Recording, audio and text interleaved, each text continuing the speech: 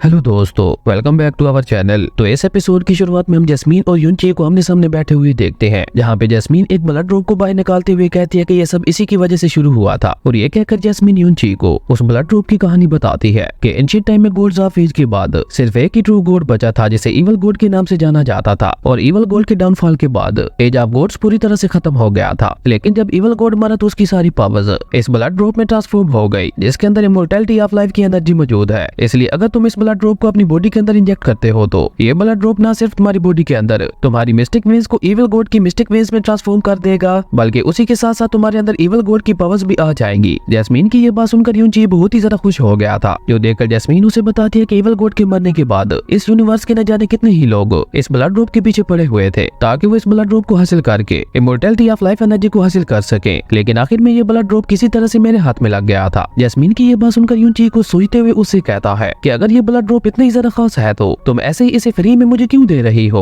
और जैसा कि तुम बता रही हो कि इस ब्लड ड्रॉप के अंदर इविल गॉड की पावर्स है, तो फिर तुम इसे खुद अपनी बॉडी के अंदर इंजेक्ट क्यों नहीं कर रही? जिस पे जैस्मीन यूनची को बताती है क्योंकि इस ब्लड ड्रॉप को हासिल करने के बाद मुझे पता चला कि इसकी पावर्स बिल्कुल डिफरेंट है, जिसे मैं बिल्कुल भी फील नहीं कर पा रही थी। इसलिए अगर मैं इस ब्लड ड्रॉप को अपनी बॉडी के अंदर इंजेक्ट करती हूँ तो ये मेरी मिस्टिक वेन्स को दोबारा रिस्टोर कर देगा, और उसी के साथ ये मेरी मिस्टिक वेन्स को चेंज करके इविल गॉड की मिस्टिक वेन्स में ट्रांसफॉर्म कर देगा। और अगर ऐसा हुआ तो मेरी ओरिजिनल मिस्टिक पावर पूरी तरह से खत्म हो जाएगी और मुझे सब कुछ दोबारा जीरो से स्टार्ट करना पड़ेगा। इसलिए मैं इस ब्लड ड्रॉप को अपनी बॉडी के अंदर इंजेक्ट करने का इतना बड़ा रिस्क कैसे ले सकती थी? जैस्मीन की ये बात सुनकर यूनची उससे कहता है कि तुम्हारी बात में लॉजिक तो है, लेकिन अगर ये ब्लड ड्रॉप फेक हुआ तो फिर क्या होगा? जिस पे जैस्मीन उसे कहती है इसीलिए तो इसे चेक करने के लिए तुम्हारी बॉडी बिल्कुल परफेक्ट है। जैस्मीन की ये बात सुनकर यूनची उसे कुछ कह पाता उससे पहले ही जैस्मीन ने वो ब्लड ड्रॉप अचानक ही यूनची की बॉडी के अंदर भेज दिया था। और ऐसा होते यूनची को अपनी पूरी बॉडी में बहुत ही ज्यादा पेन होने लगता है। इवन उसकी पूरी बॉडी में धीरे धीरे क्रैक्स आना शुरू हो गए थे, जिसकी वजह से यूनची को इतना ज्यादा पेन हो रहा था कि उसे ऐसा लग रहा था जैसे उसकी बॉडी से कोई उसकी सोल को बाहर खींच रहा है। और तभी देखते ही देखते वो ब्लड ड्रॉप पूरी तरह से यूनची की बॉडी के अंदर फैलने लगा था, और वो यूनची की बॉडी के अंदर ट्रैवल करता हुआ यूनची की मिस्टिक वेन वाली जगह पे पहुंच गया था। और देखते ही देखते उस ब्लड ड्रॉप ने यूनची की डैमेज हो चुकी मिस्टिक वेन्स को इविल गॉड की मिस्टिक वेन्स में ट्रांसफॉर्म करना शुरू कर दिया था।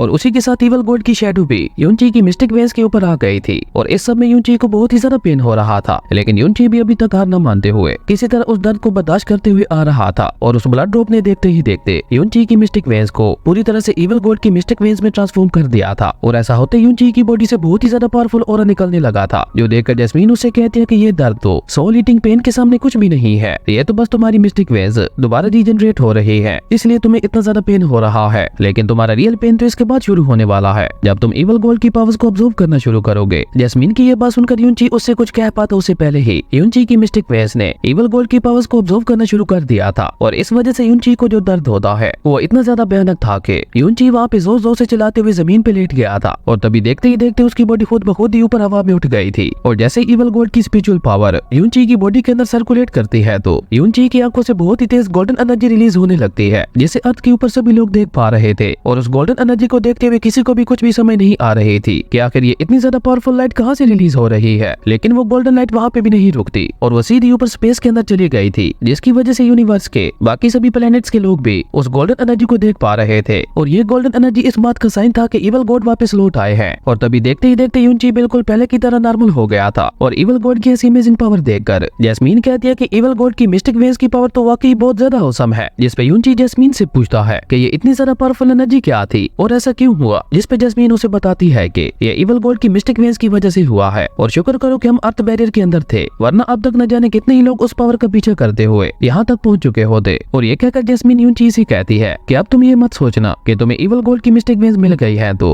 अब सब कुछ खुद ही ठीक हो जाएगा। लेकिन मैं तुम्हें बता दूं कि तुम्हारी रियल जर्नी तो अब स्टार्ट होने वाली है। और मैंने तुम्हें पहले ही इसके बारे में बताया था कि इविल गॉड की मिस्टिक वेन्स को हासिल करने के बाद तुम्हें दोबारा जीरो से प्रैक्टिस करनी होगी। इसलिए अभी तुम इविल गॉड की मिस्टिक वेन्स को हासिल करने के बावजूद भी बिल्कुल पहले की तरह ही एक लूजर हो। जिस पे यूनची उससे कहता है हाँ ये बात मैं अच्छे से जानता हूँ। और तभी यूनची को अपनी मिस्टिक वेन्स के ऊपर 7 अलग अलग स्टार्स दिखते हैं, जो देखकर यूनची उन स्टार्स के बारे में जैस्मीन से पूछता है। जिस पे जैस्मीन उससे कहती है ओ तो तुमने उन्हें नोटिस कर लिया, तुम्हारी मिस्टिक वेन्स के ऊपर मौजूद वो 7 स्टार्स 7 बॉर्डर्स की तरह हैं, जो कि इविल गॉड के 7 रियल्म्स को रिप्रेजेंट करते हैं। जिस पे यूनची थोड़ा कंफ्यूज होते हुए जैस्मीन से पूछता है कि 7 रियल्म्स इसका क्या मतलब है। जिस पे जैस्मीन उसे बताती है कि इविल गॉड की हर एक मिस्टिक वेन अपने अंदर एक खास स्किल रखती है, इसलिए अब तुम्हें अपनी मिस्टिक स्किल्स को ट्रेन करने के लिए प्रैक्टिस की कोई जरूरत नहीं है। इविल गॉड की सभी स्किल्स ऑलरेडी तुम्हारी मिस्टिक वेन्स के अंदर स्टोर्ड है। और हर बार जब तुम नेक्स्ट रियलम में में ब्रेक थ्रू करोगे तो हर बार नेक्स्ट रियलम में ब्रेक थ्रू करने के बाद तुम्हें इवल गॉड की मिस्टिक वेज में मौजूद उनकी पावरफुल मिस्टिक टेक्निक्स भी मिलती जाएंगी। जैस्मीन की ये बात सुनकर यूनची खुश होते हुए उससे कहता है तो तुम्हारे कहने का मतलब है कि मैं बिना प्रैक्टिस के ही इवल गॉड की मिस्टिक टेक्निक्स को सीख सकता हूँ। और ये कहकर यूनची एक्साइटेड होते हुए जैस्मीन से पूछने लगता है कि जल्दी से मुझे बताओ कि मैं इसे कैसे ओपन कर सकता हूँ। जिस पे जैस्मीन उसके मजे लेते हुए उसे बताती है कि अगर तुम इन्हें ओपन करना चाहते हो तो तुम्हें अपनी टेलीकिनेसिस पावर का यूज करना होगा और उसके बाद वो सभी मिस्टिक टेक्निक्स ओपन हो जाएंगी। जैस्मीन की ये बात सुनकर यूनची एक्साइटेड होते हुए वहीं पे बैठकर अपनी टेलीकिनेसिस पावर का यूज करके उन मिस्टिक टेक्निक्स को ओपन करने की कोशिश करता है। लेकिन ऐसा करते यूनची को एक बहुत तेज झटका लगता है जो देखकर जैस्मीन उससे कहती है पागल कहेंगे, ऐसा करने के लिए तुम्हें सबसे पहले अपनी मिस्टिक पावर को बढ़ाना होगा। अगर तुम्हारे अंदर इनफ मिस्टिक पावर नहीं हुई तो ऐसे ही किसी मिस्टिक स्किल को ओपन करने के चक्कर में तुम्हारी जान भी जा सकती है। जिस पे यूनची उसके ऊपर गुस्सा करते हुए कहता है तो क्या तुम ये बात मुझे पहले नहीं बता सकती थी। जिस पे जैस्मीन उससे कहती है तुम तो वाकई बहुत ज्यादा बेवकूफ हो, अब मैं तुम्हारे जैसे बेवकूफ के साथ अपना और ज्यादा टाइम जाया नहीं कर सकती, इसलिए मैं वापस हेमली पाल के अंदर जा रही हूँ। और ये कहकर जैस्मीन कुछ कहे बगैर ही अचानक ही हेमली पाल के अंदर चली गई थी। जिसके बाद यूनची भी अपने ग्रैंडफादर और आंट को याद करते हुए कहता है अब मैं दोबारा ट्रेनिंग कर सकता हूँ, इसलिए प्लीज आप मेरा वेट करना, मैं बहुत ही जल्द वापस आकर आपका बदला लूंगा। उसके बाद यूनची ने और ज्यादा देर न करते हुए उसी टाइम से ही अपनी ट्रेनिंग में लग गया था, क्योंकि अभी तक उसने इवल गॉड के फर्स्ट रियल में भी ब्रेक थ्रू नहीं किया था। इसलिए यूनची वहाँ पे बहुत ही ज्यादा हार्ड प्रैक्टिस करने लगता है और देखते ही देखते यूनची ने सिर्फ हाफ मंथ के अंदर अंदर न सिर्फ बिगिनिंग फेज में ब्रेक थ्रू कर लिया था, बल्कि उसी के साथ साथ वो इतनी ज्यादा हार्ड प्रैक्टिस के बाद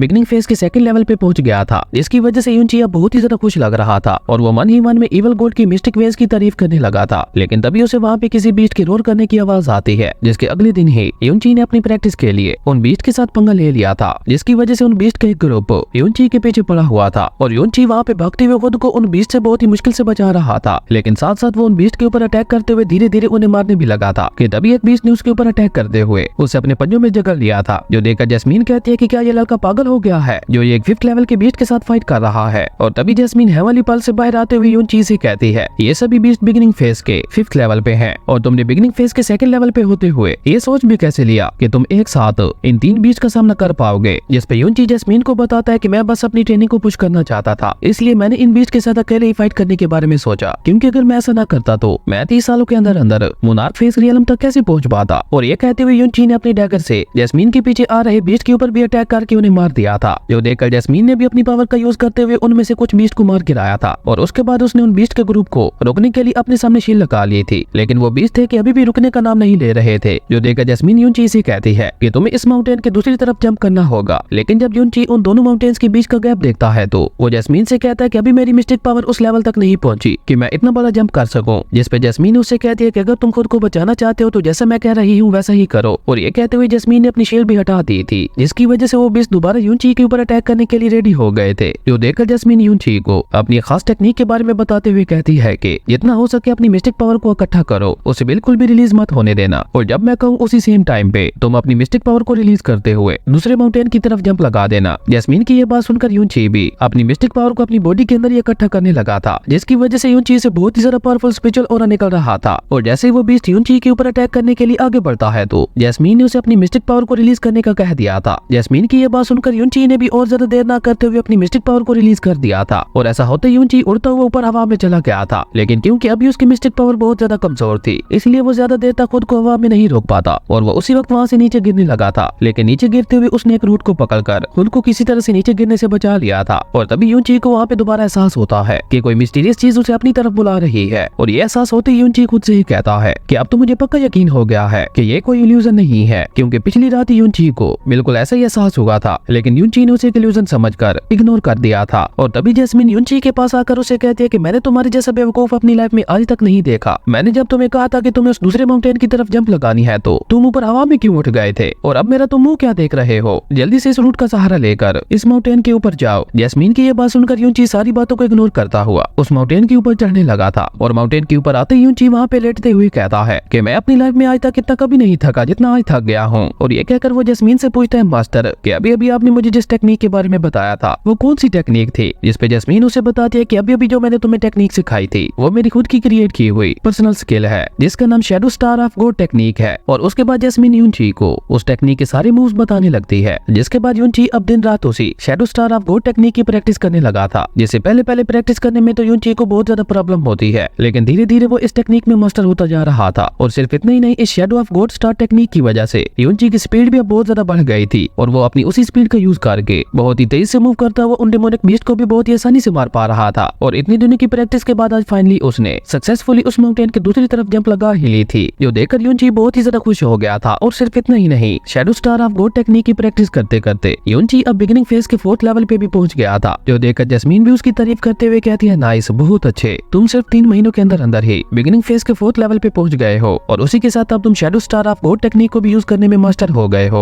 और ये कहकर जैस्मीन वहाँ पे दोबारा इवल गॉड की मिस्टिक वेज की तारीफ करने लगी थी। और अभी यूनची वहाँ पे खुश हो ही रहा था कि तभी उसे वहाँ पे फिर वो एहसास होता है कि कोई मिस्टीरियस चीज उसे अपनी तरफ बुला रही है। ये एहसास होते यूनची अब थोड़ा सीरियस हो गया था, क्योंकि ये एहसास अब उसे बीते कुछ दिनों में बार बार हो रहा था, लेकिन क्योंकि वो इस बारे में कुछ भी नहीं कर सकता था, इसलिए यूनची ने एक बार फिर से इसे इग्नोर कर दिया था। उसके बाद हमें रात का सीन दिखाया जाता है, जहाँ पे यूनची बैठा मजे से मीट खा रहा था और जैस्मीन उसके पास बैठे हुए कुछ सोच रही थी कि तभी उन्हें ऊपर आसमान से कोई चीज बहुत ही तेजी से नीचे गिरते हुए दिखती है, जिसे देखकर जैस्मीन के साथ साथ यूनची भी बहुत ज्यादा सीरियस हो गया था, क्योंकि यूनची को उससे उसी चीज की फीलिंग आ रही थी जो बार बार उसे अपने पास बुलाती थी। और उन तीनों चीजों को देखकर जैस्मीन भी हैरान होते हुए कहती है कि इन दोनों में से 2 चीजें हेवनली फेस रियलम की हैं, जबकि इनमें से एक चीज तो किंग फेस के मिड स्टेज की है। और क्योंकि वो चीजें यूनची को अपनी तरफ बुला रही थी, इसलिए यूनची जैस्मीन से वहां जाने की बात करता है, जिसपे पहले तो जैस्मीन नहीं मानती, लेकिन जब यूनची उसे बताता है कि पिछले कुछ दिनों से मुझे बार बार कोई चीज अपनी तरफ बुला रही है और अभी अभी जो ये चीजें नीचे गिरी है मुझे उनसे बिल्कुल वही फीलिंग आ रही है। यूनची की ये बात सुनकर जैस्मीन उससे कहती है, तुम जानते हो ना कि तुम्हारे और उनके बीच का गैप कितना ज्यादा बड़ा है, क्योंकि सबसे पहले आता है एंट्री फेस, फिर ट्रू फेस,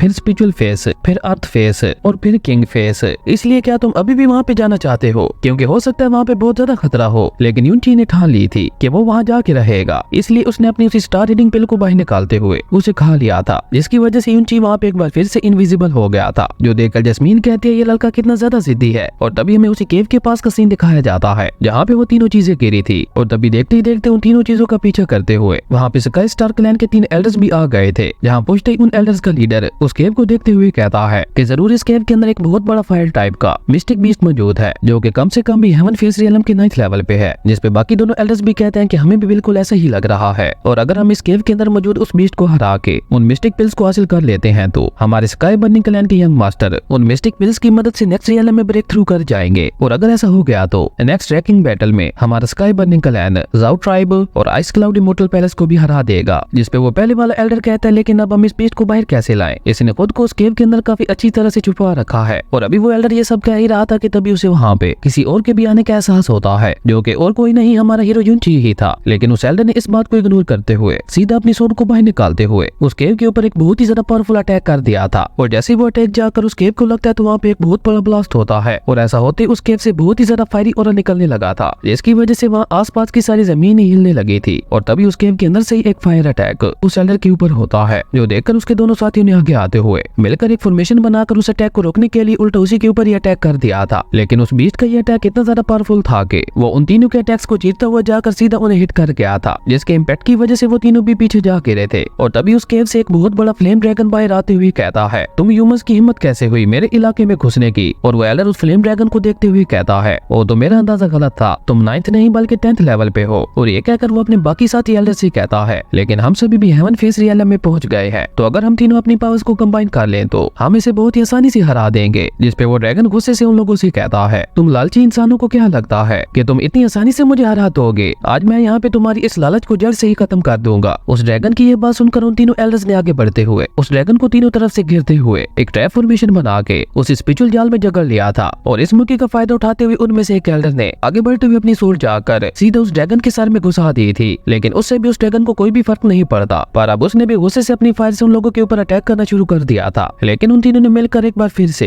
एक बहुत ही खतरनाक फॉर्मेशन बनाते हुए उस ड्रैगन के ऊपर अटैक कर दिया था, जिसकी वजह से वो ड्रैगन अब पूरी तरह से उनकी जगड़ में आ गया था। और इस मौके का फायदा उठाकर यूनची वहाँ से भाग के उसी केव की तरफ जाने लगता है, जो देखकर जैस्मीन उसे कहती है, बेवकूफ कहेंगे, ये तुम क्या कर रहे हो? जिसपे यूनची उसे बताता है कि वो चीज जो मुझे अपनी तरफ बुला रही है वो इसी केव के अंदर रखी हुई है, तो मैं उसी चीज के पास जा रहा हूँ, क्योंकि ये मेरे पास एक बहुत अच्छा मौका है। इनकी फाइट के दौरान ही मैं उस केव के अंदर घुसकर उस चीज को चुरा लूंगा। जिसपे जैस्मीन गुस्सा करते हुए उससे कहती है, बेवकूफ कहेंगे, अगर तुम यहाँ पे पकड़े गए तो तुम पक्का यहाँ पे मारे जाओगे। लेकिन यूनची को उस चीज से बहुत ही ज्यादा स्ट्रॉन्ग फीलिंग आ रही थी, इसलिए वो किसी भी हालत में उस केव के अंदर जाना चाहता था। और यूनची जैस्मीन को तसल्ली देते हुए उससे कहता है कि तुम फिक्र न करो, मैं इनकी फाइट के दौरान ही उस चीज को लेकर यहाँ से वापस चला जाऊंगा। जिसपे जैस्मीन उससे कहती है, बेवकूफ कहेंगे, तुम्हें क्या लगता है कि ये फ्लेम ड्रैगन उनसे हार रहा है। नहीं, उस फ्लेम ड्रैगन ने अपनी ट्रू पावर को छुपा रखा है। ये फ्लेम ड्रैगन रियल में किंग फिश रियल में पहुंच चुका है। ये तो बस फन के लिए उन लोगों के साथ फाइट कर रहा है, क्योंकि अगर ये फ्लेम ड्रैगन चाहे तो सिर्फ एक ही झटके में उन तीनों लोगों को मार सकता है। ये सुनकर युनची को भी एक झटका लगता है और वो वहीं पे रुक गया था। वहीं दूसरी तरफ अब उस ड्रैगन को भी बहुत ज्यादा गुस्सा आ चुका था और उसने गुस्से से अपना फायर ऑरा रिलीज करते हुए उन तीनों को खुद से दूर कर दिया था और उस ऑरा प्रेशर की वजह से युनची भी वहाँ से पीछे जा गिरा था और उसी के साथ वो दोबारा विजिबल भी हो गया था। ये देखकर युनची वहाँ से उस केव की तरफ भागने की कोशिश करता है, जो देखकर उस फ्लेम ड्रैगन ने ऊपर हवा में उठते हुए वहाँ पे आग के गोलों की बारिश करना शुरू कर दी थी, जिनसे बचता हुआ युनची बहुत ही मुश्किल से भाग रहा था। और जैसे ही एक आग का गोला युनची के पीछे आके गिरता है तो युनची उसके प्रेशर की वजह से सीधा उस केव के अंदर जाके गिरा था और उसी के साथ उस केव का रास्ता भी बंद हो गया था। और इसी के साथ हमारा ये अमेजिंग एपिसोड भी यहीं पे खत्म हो गया था। अगर आपको ये वीडियो अच्छी लगे तो लाइक करते हैं और अगर चैनल पे नए आए हो तो सब्सक्राइब करते जाना। तो मिलता है एक न्यू वीडियो में, तब तक के लिए बाय।